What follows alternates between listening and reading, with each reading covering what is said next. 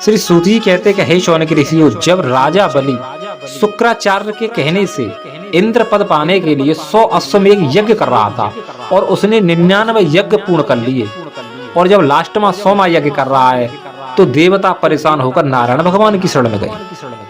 फिर भगवान वामन अवतार धारण करके राजा बलि की यज्ञशाला में पहुंचे हैं और बलि से 3 पग भूमि मांगी अग्निशाला के।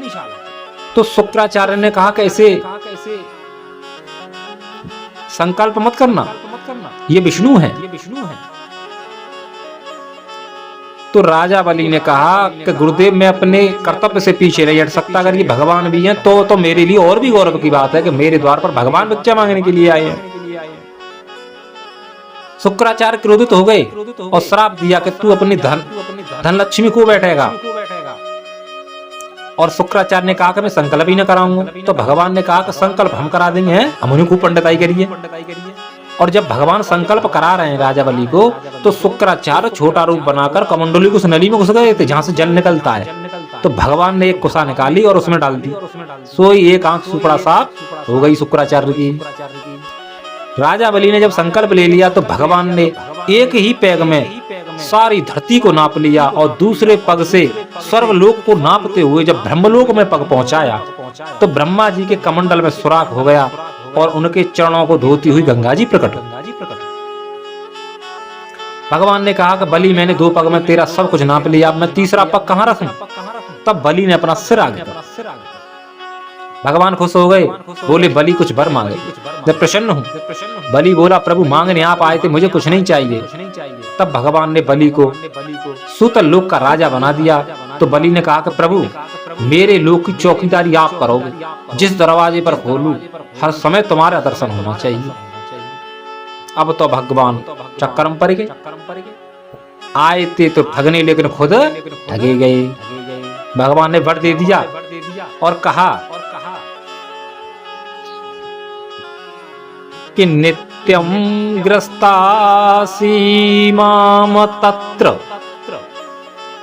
गदा पाणिम अविस्यतम मद दर्शनम महाधाद द्वंद्व दुष्कर्म निबंधनः। नित्यम ग्रस्तासी मामम तत्र, नित्य माने रोजाना, तुम मुझे रोजाना देखोगे। कैसे देखोगे? गदा पाणिम अविस्यतम, मेरे हाथों में गदा होगी, और मद दर्शनम महादाद द्वंद्व दुष्कर्म निबंधनः, मेरे दर्शनों से तुमसे कोई छोटा मोटा अपराध भी हो जाएगा ना, वो भी नष्ट हो जाएगा और कर्म तुम्हें बांध नहीं पाएंगे। जब बहुत समय तक भगवान घर नहीं पहुंचे तो लक्ष्मी जी परेशान होने लगे और नारद जी से पूछा कि तुम दुनिया की खबर रखते हो, हमारे उनको कुछ पता हो तो बताओ। तो नारद जी ने कहा कि उनकी तो नौकरी लग गई। तब लक्ष्मी जी ने कहा, हम पे का कमियों से नौकरी करेंगे। तब नारद जी ने सारा हाल बताया। लक्ष्मी जी बोली, उन्हें कोई छुट्टी तो होगी। तो नारद ने कहा, ना उनकी कोई छुट्टी है ना कोई पेमेंट, ऐसी नौकरी लगी है।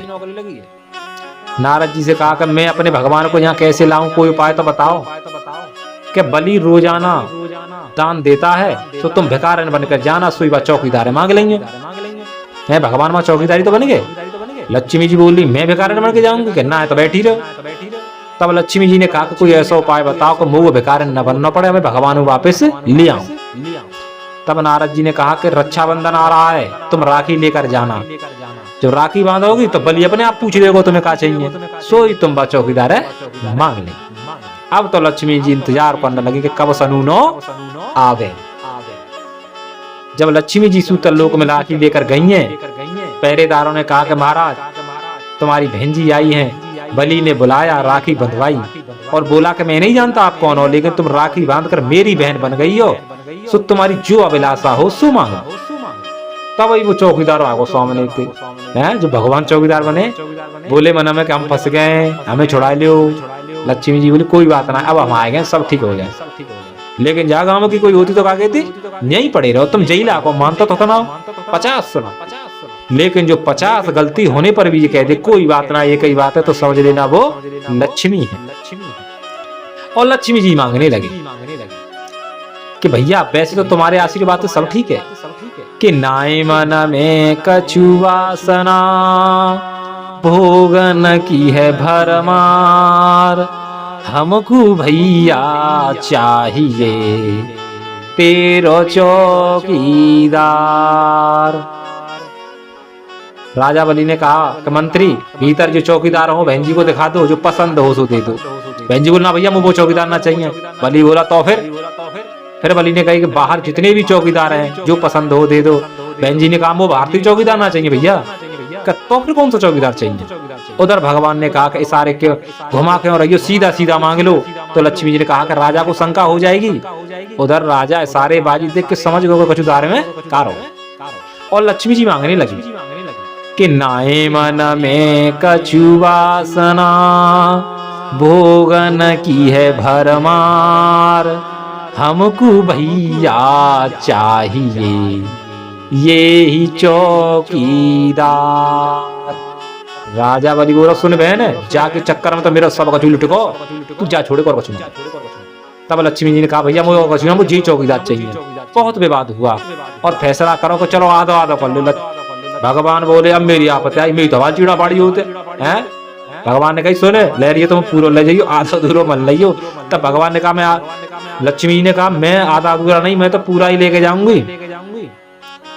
और बहुत विवाद के बाद फैसला हुआ कि 6 महीना तेरे साथ और 6 महीना मेरे साथ। इसलिए 6 महीने के लिए भगवान पाताल लोक में चले जाते हैं और शादी विवाह सब बंद हो जाते हैं। और देव उठनी पर जब भगवान ऊपर आते हैं और शादी विवाह शुरू हो जाते हैं।